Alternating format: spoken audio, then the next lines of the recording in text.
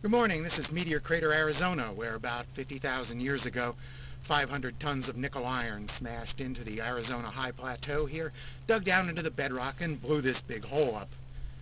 Luckily, that meteor wasn't carrying any alien viruses or ghosts, unlike in the anime I'm going to discuss today. Final Fantasy, The Spirits Within.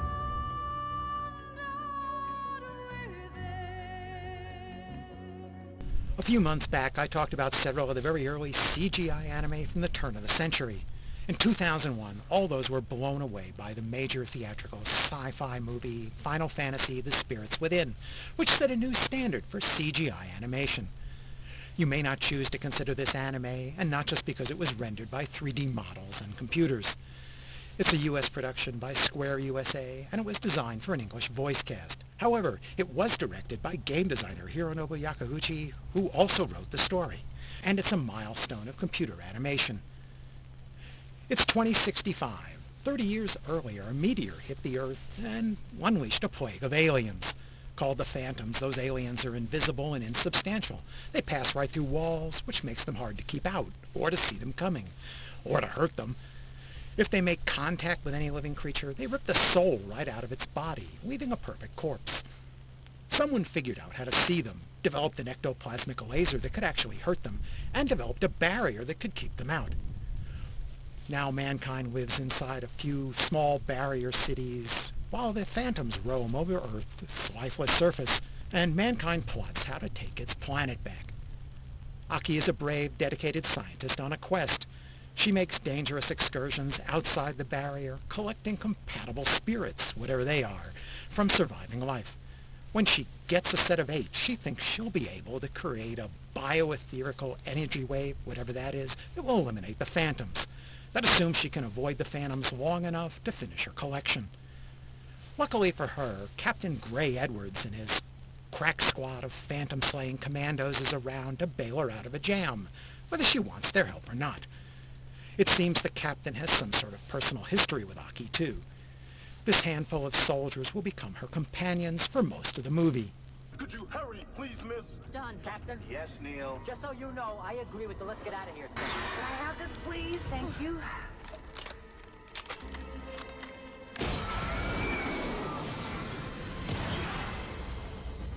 Here they come.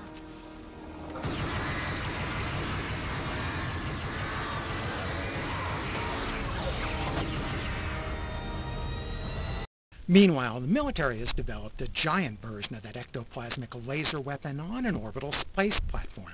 Their commander-in-chief, General Hein, wants to fire the thing right into the heart of the aliens' nest in the meteor crater where they landed.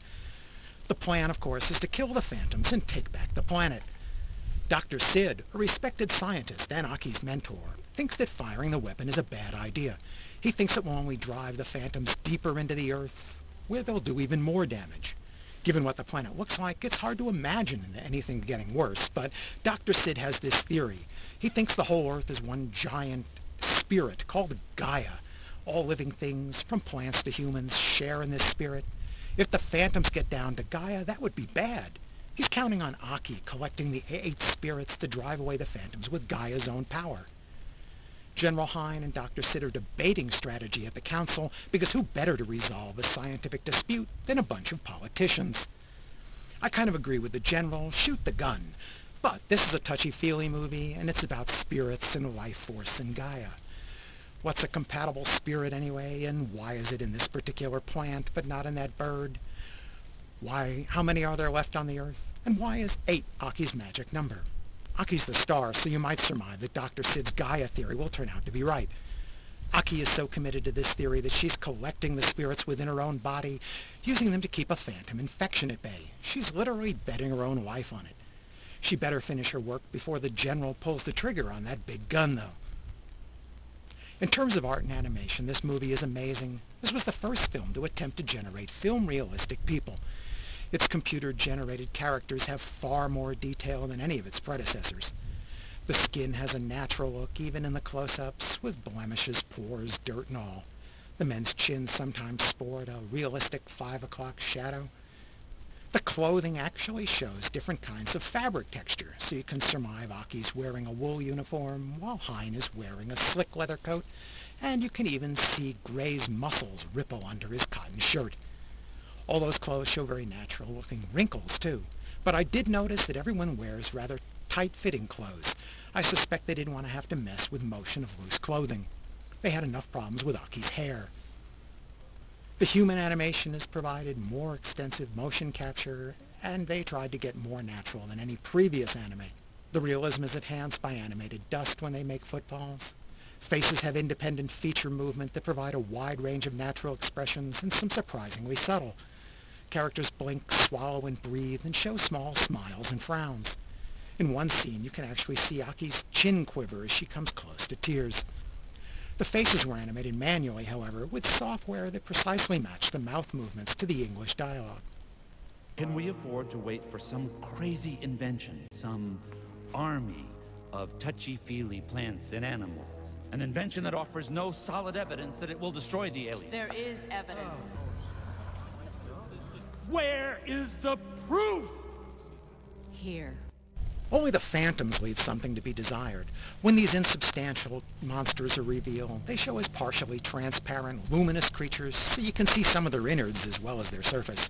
The glowing outlines reminded me of the CGI aliens from the film The Abyss, but their designs are too unearthly. At one point, the commentary track assured me that the monster they were fighting now was the same as the monster they'd fought earlier. We were supposed to recognize that how? It's just a bunch of Frankenstein parts. The mechanical designs are well done, with spaceships, orbital stations, and barrier cities nicely designed. Of course, the mechanics are a natural strength of computer animation. In other CGI anime of the same period as Final Fantasy, they use tricks to cover up some of the defects in their animation technique. Alice used deep, dark interiors and exterior snowstorms so that it didn't have to do backgrounds, and Blue Remains used the natural light diffusion of its underwater setting to avoid backgrounds, and both concentrated on head and shoulder shots or put characters on vehicles to avoid exposing unnatural full-body motion. The Spirits Within doesn't need these tricks. It features brightly lit interior sets, such as a science lab, and some huge sets, such as a city hangar deck, where the story puts an extended action scene. In some shots, they've used traditional 2D matte paintings for backgrounds with 3D foregrounds to save time and get exactly the look they wanted. And they don't shy away from full body motion. Using animation here also allows them to do imaginative scene composition and interesting transitions. For example, a spaceship morphs into a bullet floating in 0G and gives us an interesting overhead shot of one of the characters loading a gun.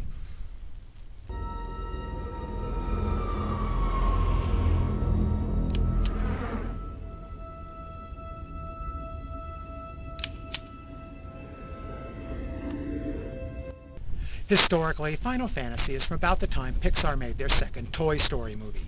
Like many Hollywood live-action movies, it even used Pixar's RenderMan software. But Pixar never animated a drama or tried to film realistic human characters. It's reportedly cost $130 million to animate Final Fantasy: The Spirits Within, considerably more than Pixar spends on a movie. Final Fantasy shows it in impressive visuals.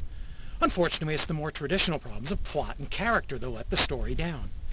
I already mentioned the pseudo-religious soft plot line that allows for an anything-goes kind of climax.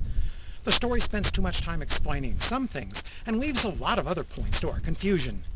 Considering how much time is spent on exposition, I wanted to understand the whole story.